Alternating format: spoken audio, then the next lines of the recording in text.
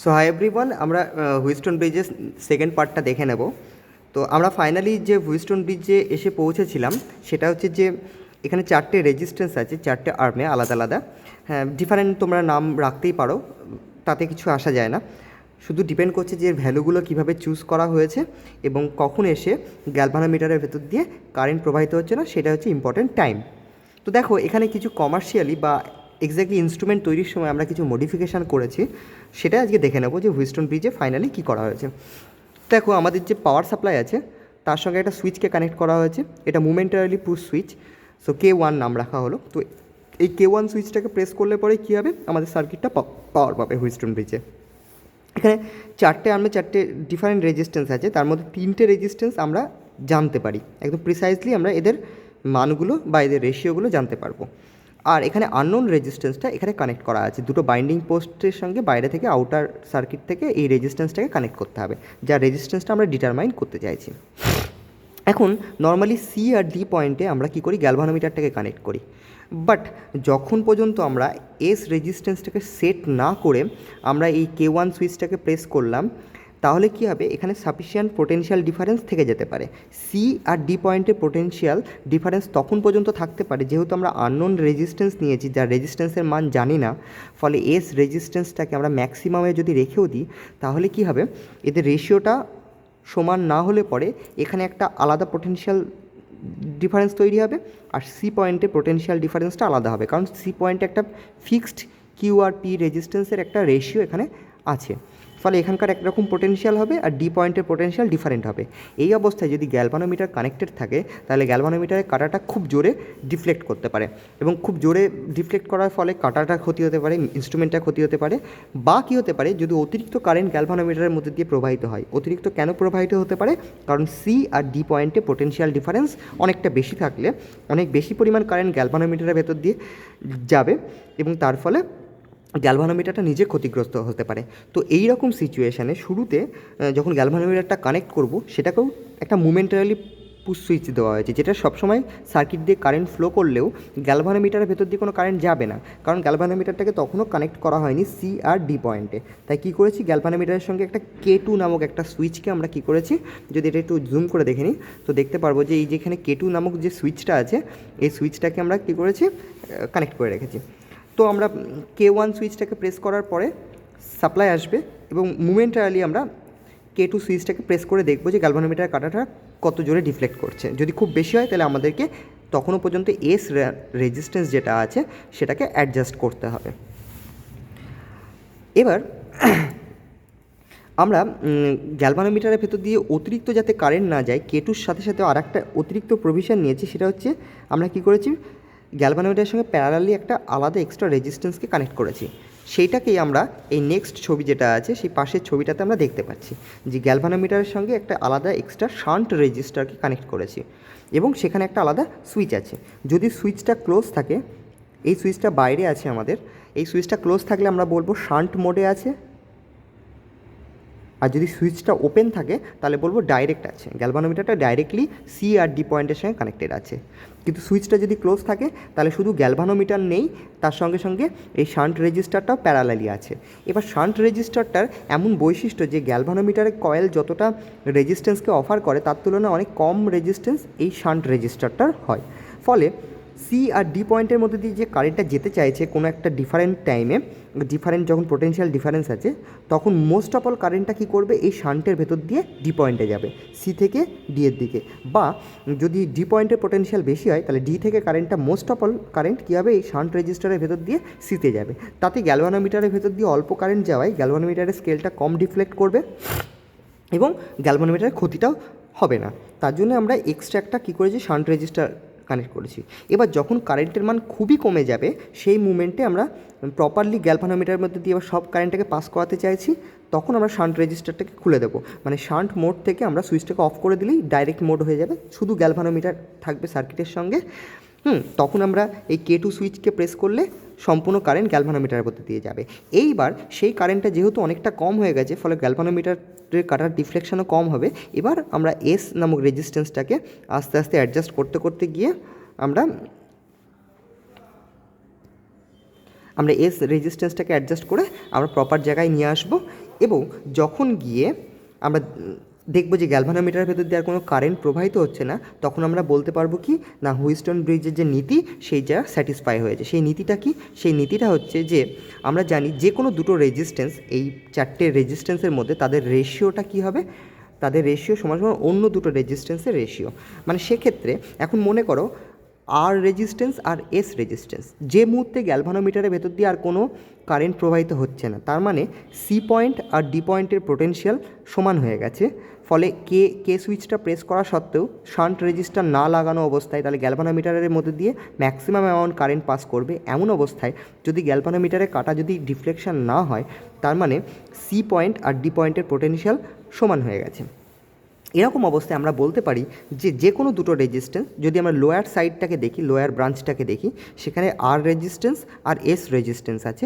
এই দুটো রেজিস্ট্যান্সের অনুপাত সমান সমান আমরা বলতে পারবো ওপরে কিউ রেজিস্ট্যান্স আর পি রেজিস্ট্যান্স, এই দুটো রেজিস্ট্যান্সের অনুপাত। ইভেন তোমরা ইকুয়েশানটাকে ডিফারেন্টলিও অ্যারেঞ্জ করতে পারো, তাতে কোনো সমস্যা নেই। তা আমি এটাকে যদি আমরা এইভাবে দেখাতে চাই যে কোনো দুটো resistance P by Q is equal to, তখন আমরা বলতে পারবো এস বাই আর। এখানে আর বলতে শুধু আর আছে, তো এইভাবেও ইকুয়েশনটাকে বলা সম্ভব। বা কেউ যদি চাই ইকুয়েশনটাকে এইভাবেও দেখানো সম্ভব যে পি রেজিস্ট্যান্স আর এস রেজিস্ট্যান্স, পি আর এসের অনুপাত সমান সমান তখন কী হবে, কিউ রেজিস্ট্যান্স আর রেজিস্ট্যান্স এদের অনুপাত সমান হবে। তো যেভাবেই সাজাও না কেন ইকুয়েশনটা, তাতে কোনো সমস্যা নেই। তো আমরা এইভাবে সাজিয়ে নিয়েছি। এতে সুবিধা হচ্ছে যে আমরা আরটাকে এপাশে রেখে ইকুয়েশনের আমরা কী করলাম, সমস্ত প্যারামিটার্স বাকি ডিফারেন্ট রেজিস্ট্যান্সগুলোকে অন্য সাইডে নিয়ে চলে গেছি ইকুয়েশনের। ঠিক আছে, তো এতে আমরা ফাইনাল জানতে পারছি যে আর রেজিস্ট্যান্স সমান সমান কিউ বাই পি, এই একটা রেশিও ইনটু তার সঙ্গে এস। তার মানে আমরা যদি কিউ আর পি রেজিস্ট্যান্সের কোনো একটা রেশিও যদি জানতে পারি, এই দুটো রেজিস্ট্যান্সের ভ্যালু যদি ইন্ডিভিজুয়াল না জেনে এদের রেশিও যদি জানতে পারি, শুধু রেশিওটা, সে মনে করো যে পি রেজিস্ট্যান্স হচ্ছে 10 ওহম আর কিউ রেজিস্ট্যান্স 100 ওহম, তাহলে কিউ বাই পি 100/10 করলে কত আসবে, রেশিও 10 আসবে, তাই তো? তাহলে কিউ বাই পি মানে আমরা শুধু 10 জানলেও হবে, আমাদের ইন্ডিভিজুয়ালি আলাদা আলাদাভাবে 100 ওহম আর পি মানে হচ্ছে 10 ওহম এটা জানার প্রয়োজন নেই। যদি শুধু আমরা জানতে পারি যে এমন একটা ইনস্ট্রুমেন্ট তৈরি করলাম যেখানে এই রেশিওটাকে আমরা ডিফারেন্ট তৈরি করতে পারবো। ঠিক আছে, তো সেই অ্যারেঞ্জমেন্টটা আমি পরের ছবিতে দেখাচ্ছি যে কী করে এই কিউ আর পি এর এই রেশিওটা ডিফারেন্ট তৈরি করা সম্ভব হয়। সেটা আমরা দেখব যে ডিফারেন্ট ভ্যালু রেজিস্ট্যান্সগুলো কানেক্ট করে কী করে একটা সুইচের সাহায্যে আমরা কিউ আর পি শুধু রেশিওটা জানলেই হবে, আমাদের তাদের ইন্ডিভিজুয়াল মান জানারও প্রয়োজন নেই। তো এই রেশিওটা এখানে বসাবো আর হচ্ছে আমরা দেখব যে এস নামক যে রেজিস্ট্যান্সটা তাতে কত ভ্যালু দেখাচ্ছে। এস নামক রেজিস্ট্যান্স যেটা নিয়েছি, এই এস রেজিস্ট্যান্সটা কত ভ্যালু, এই ভ্যালুটা গুণ করলেই, এই তিনটে মানকে গুণ করলেই বা ইন্ডিভিজুয়াল কিউ এর মান, পি এর মান আর এস এর মান যদি জানি, তাহলে তাদের মানটা এখানে বসালে পরে অজানা রেজিস্ট্যান্সের মানটা আমরা জানতে পেরে যাব। ওকে, তো ওর জন্য আমরা দেখো এখানে লিখেছি যে Q by P ratio is called ratio arm. Q আর পিটাকে বলা হচ্ছে ratio arm. Arrange to be মানে এদের মানটাকে কীভাবে অ্যারেঞ্জ করা হয়েছে, ইন জেনারেল আমাদের প্র্যাকটিক্যাল ইনস্ট্রুমেন্টে 0.001 হতে পারে এই রেশিওটার মান, বা হতে পারে 0.01, বা হতে পারে 0.1, বা কোনো সময় রেশিওর মান 1 হতে পারে। রেশিওর মান 1 হওয়া মানে কিউ এর মান যা, পি এর মান তাই। কিউ আর পি দুটোর মান যদি সমান হয়, একই হয়, কিউ বাই পি যদি একই মানের হয়, তাহলে রেশিও কত হবে, 1 হবে। বা 10 হতে পারে, কিউ এর মানটা পি এর তুলনায় 10 গুণ বেশি, সেটা হতে পারে 10 হবে তখন। 100 কখন রেশিও হবে, যখন পি এর তুলনায় কিউ এর মানটা 100 টাইমস বেশি হবে, 100 গুণ বেশি হবে, বড় হবে, তখন এই 100 রেশিও আসবে। আর বা ম্যাক্সিমাম 1000 পর্যন্ত রেশিও আসতে পারে। ফলে এই রেশিওটা শুধুমাত্র আমাদের প্রয়োজন পড়বে আমরা ভেতরে যেভাবে রেজিস্ট্যান্সগুলোকে অ্যারেঞ্জ করি না কেন। আর এস হচ্ছে ভেরিয়েবল রেজিস্ট্যান্সকে নির্দেশ করছে, এখানকার এসটা হচ্ছে ভেরিয়েবল রেজিস্ট্যান্সকে নির্দেশ করছে। আর এসটাকে তৈরি করা হয় practically 4 decade resistance in series, 4টে ডিকেড রেজিস্ট্যান্স মানে 10 করে বাড়ে এমন মানের 4টে রেজিস্ট্যান্স আছে, তাদেরকে সিরিজে কানেক্ট করে এস রেজিস্ট্যান্সটাকে তৈরি করা হয়। এবার এই এসের মানটা ম্যাক্সিমাম হয় হচ্ছে 1 ওহম, আমি খাতাটা দেখা যাচ্ছে কিনা জানি না, হ্যাঁ। সো এসের মানটা এমনভাবে সেট করা যাবে যার মান 1 ওহম থেকে শুরু করে 1 মেগা ওহম পর্যন্ত আমরা সেট করতে পারি এই 4টে রেজিস্ট্যান্সের মানকে অ্যাডজাস্ট করে। তো প্রথম যে রেজিস্ট্যান্সটা থাকে ওখানে সেটা হচ্ছে ইনটু 1, 1 গুণ রেজিস্ট্যান্স, মানে ওই সুইচটা যেটা আছে রেজিস্ট্যান্সের যে সুইচ মতন আছে 10টা স্টেপের সুইচ আছে, প্রত্যেকটা স্টেপে 1 ওহম করে অতিরিক্ত অ্যাড হবে। ইনটু 1 মানে হচ্ছে এখানে 10টা স্টেপ আছে, 10টা স্টেপে যদি 7 নম্বর স্টেপে দেওয়া হয়, 7 নম্বর স্টেপে থাকলে পরে 7 ইন্টু 1 করলে পরে 7 ওহম। তাহলে ফার্স্ট রেজিস্ট্যান্সটা ম্যাক্সিমাম 0 ওহম থেকে শুরু করে 10 ওহমের মধ্যে অ্যাডজাস্ট করা সম্ভব। পরের রেজিস্ট্যান্সটা 10x আছে, 10 গুণের রেজিস্ট্যান্স, মানে ওর প্রত্যেকটা ঘর গেলে পরে 10 ওহম করে অতিরিক্ত অ্যাড হবে। তাই যদি 5-এর থাকে তাহলে 5 ইন্টু 10 করলে কত পাবো? 50 পাবো। তার মানে সেকেন্ড রেজিস্ট্যান্সটা তার মিনিমাম মান 0 ওহম থেকে শুরু করে 100 ওহমের মধ্যে সেট করা যাবে। তারপরের রেজিস্ট্যান্সটা 0 থেকে শুরু করে ম্যাক্সিমাম হচ্ছে 1 কিলো ওহম পর্যন্ত রেঞ্জে সেট করা যাবে। আর তারপরেরটা 0 থেকে শুরু করে ম্যাক্সিমাম মান হচ্ছে 1 মেগা ওহম পর্যন্ত, মানে 10,000কে 10 গুণেও 10,000 পর্যন্ত সেট করা সম্ভব হবে। ঠিক আছে, তো এইভাবে হচ্ছে এই 4টে রেজিস্ট্যান্স, তাদের কোন রেজিস্ট্যান্সটা কোন পয়েন্টে আছে তা সেই মান থেকে আমরা টোটাল রেজিস্ট্যান্সটাকে যোগ করে নেব। 4জনকেই যোগ করা হয়েছে, প্রথম রেজিস্ট্যান্স ভ্যালু যোগ সেকেন্ড রেজিস্ট্যান্স ভ্যালু যোগ থার্ড রেজিস্ট্যান্স ভ্যালু যোগ ফোর্থ রেজিস্ট্যান্স ভ্যালু। এই 4টে রেজিস্ট্যান্স ভ্যালুকে যোগ করলে সেটাই এসের মানকে নির্দেশ করবে। আর এসের মানটাকে আমরা ইকুয়েশানে বসাবো, আর কিউ বাই পি রেশিওটাকে এখানে বসাবো, তাহলে অজানা রেজিস্ট্যান্সটা জানতে পারবো। কখন? যখন হচ্ছে আমরা দেখবো যে সার্কিটে K1 সুইচ প্রেস করা হয়েছে, K2 সুইচ প্রেস করা হয়েছে, গ্যালভানোমিটারটা এই শান্ট মোডে নেই, ডাইরেক্ট মোডে আছে, মানে শান্টের ভেতর দিয়ে কোনো কারেন্ট যাচ্ছে না, কিন্তু গ্যালভানোমিটারের ভেতর দিয়েও তখন কোনো কারেন্ট যাচ্ছে না, গ্যালভানোমিটারের কাঁটাটা তখন আর ডিফ্লেক্ট করছে না। আমি গ্যালভানোমিটারটাকে সার্কিটের সঙ্গে কানেক্ট করেছি আর মেন সাপ্লাইকে দিয়েছি, তাতেও যদি গ্যালভানোমিটারটা যদি ডিফ্লেক্ট না করে তাহলে আমরা জানবো কি সি পয়েন্ট আর ডি পয়েন্টের পোটেনশিয়াল সেম হয়ে গেছে। তখন আমরা এই ফর্মুলাতে বলতে পারি যে এদের রেশিওটা সমান, তার থেকে আমরা এই লাইনটা আসতে পেরেছি। আমাদের একটা আলাদা কিউ আর পি এর জন্য একটা আলাদা রেশিও সুইচ আছে, সেখান থেকে রেশিওটা দেখব কত, আর এস থেকে জানতে পারবো যে এসের ভ্যালুটা কত। ফলে আমরা ওভারঅল টোটাল মানটা কত ইজিলি আমরা জানতে পারবো, মানে এক্সট্রা কোনো ক্যালকুলেশন বা আলাদাভাবে কোথাও সাইডে ক্যালকুলেশন করার প্রয়োজন পড়ে না, ডাইরেক্টলি ইনস্ট্রুমেন্টটাকে দেখে আমরা যাতে হিসাবটা করতে পারি, তার জন্যই এই ব্যবস্থাটা করা হয়েছে। তো আমরা ফাইনালি যদি একটা গ্যালভানোমিটারকে দেখি তার ভেতরে কীভাবে রেশিও সুইচ আর এস নামক যে সেট করা সুইচটা কাজ করে, সেটা আমরা এখানে একটা রিপ্রেজেন্ট করেছি 4টে বাহুতে। দেখো এখানে 4টে বাহুতে এই নিচের দিকে পি রেজিস্ট্যান্সকে বলা হয়েছে আর এদিকটা কিউ রেজিস্ট্যান্স। এইবার এটা তো আমাদের সি পয়েন্ট, সি পয়েন্টে দেখো একটা সিলেক্টার সুইচ আছে 7টা স্টেপের, 1 2 3 4 5 6 7টা স্টেপে ঘোরানো যাবে এমন একটা সিলেক্টার সুইচ আছে। তো সেই সিলেক্টার সুইচটা এখন 1 পয়েন্টে আছে, মানে একদম ডাইরেক্ট এখানে কানেক্ট আছে, তার মানে এইখানে রেশিও হচ্ছে কত 1, সেটা বোঝাচ্ছে যে এখানে রেশিও 1। তোমরা যদি একটু জুম করে নিই তোমাদের দেখতে সুবিধা হবে। সো এই পয়েন্টে যদি থাকে তাহলে 1 মানে এই দিকে যে 4টে রেজিস্ট্যান্স দেখতে পাচ্ছ ভাঙা ভাঙা আলাদা রেজিস্ট্যান্স, এই 4টে রেজিস্ট্যান্সের মান যতটা, তার উল্টো দিকে সি আর এই দিকে বি পয়েন্টের মাঝখানে টোটাল রেজিস্ট্যান্সের মানও সেম। ফলে এই রেজিস্ট্যান্স আর এদিকে রেজিস্ট্যান্সের অনুপাত করলে পরে দুদিকে সমান মানের রেজিস্ট্যান্স থাকায় রেশিও আসছে 1। যদি আমরা এখান থেকে ঘুরিয়ে 10-এ দিয়ে দিই, 10 পয়েন্টে এনে কানেক্ট করি, তাহলে এই রেজিস্ট্যান্সটা শিফট করে ওইদিকে চলে যাবে।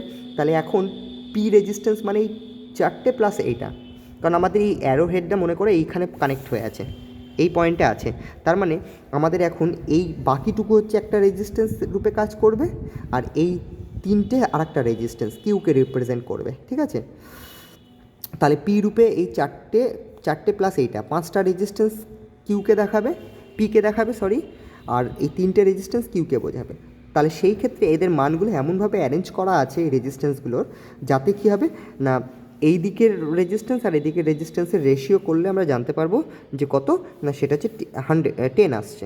এই পয়েন্টে যদি এই সেন্টার সুইচটা যদি 100-এ থাকে তাহলে এখন এই রেজিস্ট্যান্সটা ওদিকে চলে যাবে, আর এইখানে শুধু পড়ে থাকবে কিউয়ের দিকে দুটো রেজিস্ট্যান্স।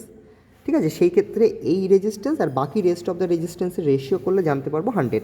সিমিলার ওয়েতে আমরা যদি এই দিকে মুভ করি, পয়েন্টারটাকে বাঁ দিকে যদি আমরা মুভ করি, বাঁ দিকে এখানে আসলে পরে এই পয়েন্টে যদি কানেক্ট থাকে আমাদের 1 2 3 নম্বর পয়েন্টে যদি কানেক্ট থাকে তখন দেখো আমাদের ক্ষেত্রে কিউ রেজিস্ট্যান্স বলতে এখানে এই টোটাল এই 5টা রেজিস্ট্যান্স কিউকে রিপ্রেজেন্ট করছে, ঠিক আছে। আর বাকি 3টে রেজিস্ট্যান্স আমাদের কি করবে, এই বাকি 3টে রেজিস্ট্যান্স আমাদের পিকে রিপ্রেজেন্ট করবে। সো এইভাবে আমরা রেশিওটাকে সিলেক্ট করতে পারি যে কোন রেশিওতে আমরা নিতে চাইছি। এই দুটো রেজিস্ট্যান্সের প্রত্যেকটা আলাদা আলাদা রেজিস্ট্যান্সকে আমাদের জানার প্রয়োজন পড়ছে না, আমরা এমনভাবে অ্যারেঞ্জ করেছি রেজিস্ট্যান্সগুলোকে কমার্শিয়ালি যখন তৈরি করা হয় তার হিসাব করে রেজিস্ট্যান্সগুলোকে এখানে আটকানো হয়েছে একটা সুইচের সঙ্গে, রোটারি সুইচ বা যাকে সিলেক্টার সুইচ বলে। সিলেক্টার সুইচটা কোন পজিশানে এসেছে সেখান থেকে আমরা তার রেশিওটা জানতে পারছি। এবার সেই রেশিওটা যখন সিলেক্ট হয়ে গেল তাহলে আমরা জানি যে এখানে ইকুয়েশনটা যদি আমরা দেখে থাকি তাহলে জানবো যে আননোন রেজিস্ট্যান্সটাকে এই দুটো পোস্টে বাইন্ডিং পোস্ট বানানো আছে, এখানে কানেক্ট করা আছে। So unknown resistance is equal to Q by P, Q resistance আর পি রেজিস্ট্যান্সের অনুপাতটা ইনটু হচ্ছে এস। এস মানে হচ্ছে এদিকে যে 3rd নম্বর বাহুটা আছে তার 1st 2nd 3rd 4th 4টে বাহু আছে। তো এইখানে যে এস নামক রেজিস্ট্যান্স সেখানে দেখো 4টে রেজিস্ট্যান্স আলাদা আলাদা, 1 2 3 4, 4টে রেজিস্ট্যান্সই ভ্যারিয়েবল টাইপ রেজিস্ট্যান্স, তা একটা অ্যারো চিহ্ন দিয়ে বোঝানো হয়েছে যাদের মানকে অ্যাডজাস্ট করা যায়। তো এই রেজিস্ট্যান্স প্রথম যে রেজিস্ট্যান্সটা আছে ইনটু 1 ওহম, ইনটু 1 ওহম মানে এর মানটা হচ্ছে 10টা স্টেপ আছে, 10টা স্টেপের মানটাকে বাড়ানো বা কমানো সম্ভব। তো প্রতি স্টেপে 1 ওহম করে করে বাড়তে থাকবে, তাহলে এর সবচেয়ে মিনিমাম 0 ওহম থেকে শুরু করে আপ টু 10 ওহম পর্যন্ত যেতে পারবে, ঠিক আছে। 0 থেকে 1 ঘর গেলে পরে 1 ওহম 2 ওহম 3 ওহম 4 ওহম করে করে বাড়তে থাকবে। নেক্সট রেজিস্টারটা ডেকেট টাইপ, ইভেন এটাও ডেকেট টাইপ, কিন্তু এটা হচ্ছে 10 করে করে বাড়বে এর মানটা, এর প্রতি স্টেপে 10 করে করে মান বাড়ে। 3rd নম্বর রেজিস্ট্যান্সটা 100 করে করে মান বাড়বে প্রতি স্টেপে। আর 4 নম্বর রেজিস্ট্যান্স যেটা আছে 4th নম্বর রেজিস্ট্যান্স, এটা 1000 করে করে মান বাড়তে থাকবে। সো এইভাবেই 4টে রেজিস্ট্যান্সকে আমরা বিভিন্ন পজিশানে রেখে অ্যাডজাস্ট করতে করতে থাকলে আর এখান থেকে একটা পার্টিকুলার রেশিওকে সিলেক্ট করে নিলেই আমরা দেখতে পারবো যে কোনো একটা মোমেন্টে যখন আমরা এইখানে এটাকে আমরা K1 সুইচ নাম রেখেছিলাম নিচের এই সুইচটাকে, আর এটাকে K2 নাম রেখেছিলাম। তো K2 সুইচকে যখনই কানেক্ট করব অবশ্যই আমরা এই শান্টটাকে অন করে নেব, শান্টটা দিয়ে রাখবো, নাহলে গ্যালভানোমিটার প্রচণ্ড সম্পূর্ণ কারেন্ট গ্যালভানোমিটারের ভেতর দিয়ে যাবে, গ্যালভানোমিটার ক্ষতি হতে পারে। তাই শান্ট রেজিস্টারটাকে কানেক্ট রেখে দেবো। তাতে যদি গ্যালভানোমিটার স্কেল ডিফ্লেকশন যদি খুব সামান্য করে, অল্প সামান্য হয়, তাহলে আমরা এই সুইচটাকে অফ করে দেবো, মানে ডাইরেক্ট মোডে দিয়ে দেবো, দিয়ে গ্যালভানোমিটার দেখবো যে কতটা ডিফ্লেক্ট করছে, ঠিক আছে। তাতে যদি একটু বেশি পরিমাণ ডিফ্লেক্ট করে তখন আবার এই রেজিস্ট্যান্সগুলোকে অ্যাডজাস্ট করতে থাকবো, করে করে এমন একটা মানে নিয়ে আসবো, এদের কম্বিনেশনটা এমন তৈরি করবো যাতে গ্যালভানোমিটারের ভেতর দিয়ে আর কোনো কারেন্ট যাচ্ছে না। যখনই এটা হবে, এরকম ঘটনা হবে যে এই মানগুলোকে অ্যাডজাস্ট করতে করতে রেজিস্ট্যান্সে বিভিন্ন ডায়ালগুলোতে বিভিন্ন পজিশনে রাখার ফলে কী হয়েছে, ডিফারেন্ট মান তৈরি হয়েছে। টোটাল এ আর ডির মাঝখানে এস রেজিস্ট্যান্স, টোটালটা মিলে একটা এস রেজিস্ট্যান্স তৈরি করছে সিরিজে থেকে, ঠিক আছে। তার এমন একটা মান আসলো যে মানে গ্যালভানোমিটারের ভেতর দিয়ে আর কোনো কারেন্ট যাচ্ছে না। তখন আমরা কি করব, তখন এই ইকুয়েশানে আমরা এসের মানটাকে এখানে বসাবো, আর পি কিউটা আমরা হচ্ছে এই রেশিও সুইচ থেকে জানতে পারবো কত রেশিও আছে, সেটার মানটা এখানে বসাবো, এই ইকুয়েশানে বসাবো, দিয়ে আমরা এই দুটোকে গুণ করলে আমরা টোটাল আননোন রেজিস্ট্যান্সের মানটা জানতে পেরে যাব। তো আর অতিরিক্ত না গিয়ে আমি কি করছি, ডাইরেক্টলি আমাদের ইনস্ট্রুমেন্টটাকে এবার দেখাচ্ছি, দিয়ে ইনস্ট্রুমেন্টটার সঙ্গে দেখো তোমরা ইজিলি বুঝতে পারবে। আমি এখানে রাখলাম ছবিটা রেফারেন্সের জন্য, ঠিক আছে। আর আমরা অরিজিনাল ইনস্ট্রুমেন্টটাকে নিয়ে আসছি। আচ্ছা, আমি যদি জুম আউট হচ্ছে, I don't know, okay. So এটা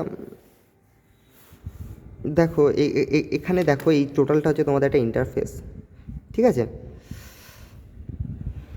আই ডোন্ট নো, একটা এখানে এই দুটো পয়েন্ট যেটা আছে না বাইন্ডিং পোস্টের, এই পয়েন্টে কী করতে হচ্ছে তোমাদের, আমাদের আননোন রেজিস্ট্যান্সটাকে এই দুটো বাইন্ডিং পোস্টে কানেক্ট করছি, ঠিক আছে, এখান থেকে বাইরে থেকে। সো আমি একটা এক্সাম্পল 1 মিনিট তোমাদের দেখি।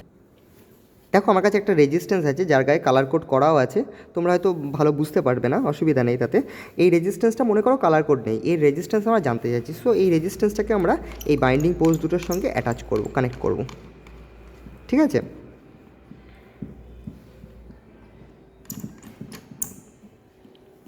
এই রেজিস্ট্যান্সটা কানেক্ট হয়ে গেল এই দুটো পোস্টের সঙ্গে।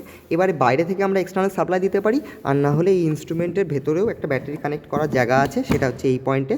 এই দুটো স্ক্রু খুললে এখানে একটা ব্যাটারি থাকে 9 ভোল্টের, সেই ব্যাটারিটাকে কানেক্ট করতে পারবো। আর বাইরে থেকে আমরা নাহলে আলাদা করে পাওয়ার সাপ্লাই থেকে সাপ্লাই দিতে পারবো, ঠিক আছে। এইবার আমরা কি করব, আমরা শান্ট মোডে দিয়ে রাখবো, এই সুইচটা আছে গ্যালভানোমিটারকে প্রোটেক্ট করার জন্য শান্টে দিয়ে রাখবো। K1 সুইচ প্রেস করব। এখানে আমরা চেষ্টা করব যে আমাদের ম্যাক্সিমাম দেখো 4টে ডায়াল আছে, ফার্স্ট ডায়ালটা যেটা আছে এটা হচ্ছে ইন্টু 1x, মানে এই ডায়ালে দেখো একটা করে ডট দেওয়া আছে, আমি দেখাচ্ছি। এই ডায়ালে দেখো ডট আছে, এটা এখানে মানে হচ্ছে এখন জিরোতে আছে, 0 ইন্টু 1 করলে 0 ওহমকে বোঝাচ্ছে। এটা 1 ohm, 2 ohm, 3 ohm, 4 ohm, 5 ohm, 6 ohm, 7, 8, 9 and 10 ohm একে রিপ্রেজেন্ট করছে। ম্যাক্সিমাম 10 পর্যন্ত এই রেজিস্ট্যান্সটা সেট করা সম্ভব। এটার ক্ষেত্রে দেখো 6-এ আছে, এখন তুমি মনে করো যে 6-এ আছে, তা 6 ইন্টু 10 করলে 10 ওহম করে 60 ওহম হয়, তাহলে এই 60কে রিপ্রেজেন্ট করছে। যদি এটাকে ঘোরাই অ্যাডজাস্ট করতে থাকি তাহলে ডিফারেন্ট রেজিস্ট্যান্সকে আমরা অ্যাডজাস্ট করতে পারবো, ঠিক আছে। আর এটা হচ্ছে 100 ওহমের রেজিস্ট্যান্স, তোমাদের ডিকেড, এটাও 10টা স্টেপে ঘোরানো সম্ভব রেজিস্ট্যান্সটাকে। সো এখানে থাকলে পরে 0কে রিপ্রেজেন্ট করবে, এটা করলে 100 ওহম, এই করে করে মানটাকে আমরা বিভিন্ন জায়গায় সেট করতে পারি। সে মনে করো এটা 9-এ আছে, তার 900 ওহমকে রিপ্রেজেন্ট করবে। আর এই ডায়ালটা যেটা এখানে দেখো ডট আছে, এই ডায়ালটা হচ্ছে হাজারের ঘরের এক একটা স্টেপ, মানে 1000 ওহম করে করে রেজিস্ট্যান্স এখানে অ্যাড হতে থাকবে, ঠিক আছে। তো মনে করো এটা 4-এ আছে, তাহলে এটা 4000কে বোঝাচ্ছে। তাহলে টোটাল রেজিস্ট্যান্স আমাদের এই ক্ষেত্রে কত হচ্ছে, ধরো কোনো একটা মুভমেন্টে আমরা দেখলাম যে K1 আর K2 সুইচকে প্রেস করে দেখলাম যে গ্যালভানোমিটারের ভেতর দিয়ে কোনো কারেন্ট ফ্লো করছে না, সুইচটাকে আমরা ডাইরেক্ট মোডে দিয়ে দিলাম, তখন গিয়েও দেখলাম যে আর কোনো গ্যালভানোমিটারের কাটা ডিফ্লেক্ট করছে না, মুভমেন্টালি প্রেস করছি সুইচটাকে, আবার ছেড়ে দিচ্ছি, গ্যালভানোমিটার কানেক্ট করছি, ছেড়ে দিচ্ছি, ঠিক আছে। আবার সাপ্লাইকে অন করলাম, গ্যালভানোমিটারকে কানেক্ট করলাম, গ্যালভানোমিটারের কাটা কোনো ডিফ্লেক্ট করলো না। তাহলে আমরা জানবো যে সিস্টেমটা একদম স্টেডি স্টেট কন্ডিশনে চলে আসছে। মানে এই ক্ষেত্রে ওই কিউআরপি রেশিও ইজিক্যাল টু হচ্ছে আর এসের রেশিও, আননোন রেজিস্ট্যান্স আর সেট রেজিস্ট্যান্স, এই রেশিওটা কী হয়ে গেছে, সমান হয়ে গেছে, ঠিক আছে। তো সেই ক্ষেত্রে আমরা কী করে মানটা বার করবো যে এখানে কত মান হলো, সেটা তখন এই 4টে রেজিস্ট্যান্সকে আমরা যোগ করব। 4টে রেজিস্ট্যান্স, 10 বোঝাচ্ছে তাহলে 10 ওহম, একে 7কে বোঝাচ্ছে তাহলে 70 ওহম, 10 আর 70, 70 আর এখানে 10 মানে 80 ওহমকে রিপ্রেজেন্ট করছে। আর এখানে আছে হচ্ছে 900, তাহলে 980 হলো, এই 3টে রেজিস্ট্যান্স যোগ করলে 980, আর প্লাস আছে হচ্ছে 4 নম্বর পজিশানে ছিল, তাই তো, তাহলে 4980 ওহম এখানে টোটাল দেখাচ্ছে মান, 4980 ওহম।